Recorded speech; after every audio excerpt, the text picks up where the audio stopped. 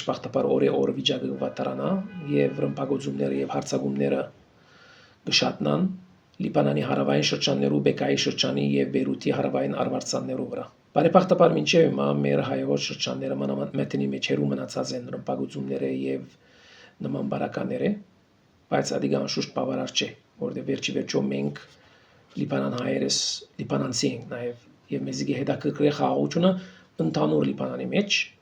եւ անշուշտ որովհետեւ մենք իբրև բաշրունյաներ, իբրև աշխատողներ, իբրև ուսուցիչներ, իբրև ծնող որ ունենք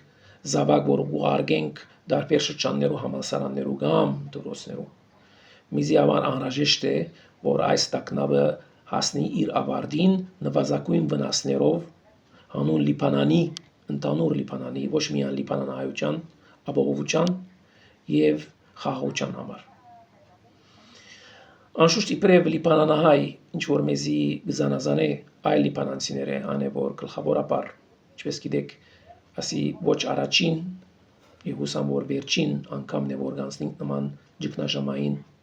պայմանները մեր վերջին 50 տարվա ճգնաժամային պայմանները պատճառ եղած են որ մեր համայնքը նոսրանա եւ դժբախտաբար վիդեսեմ որ այս վերջին դեպքերը երբ հասնին իրենց ավարտին հուսամ մոդիկ ապակային ալ ավելի տրտապատճառ վիդլան որ մեր համայնքը գրգին ալ ավելի նոսրանա Այս բոլոր նկատի առնելով մենք անշուշտ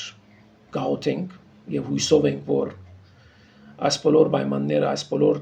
դժվարությունները կհասնին իրենց խաղաղ ավարտին մոդիկ ապակային եւ Աստված կբահե ու պահպանե մեր սիրելի հայրենիքը Լիբանանը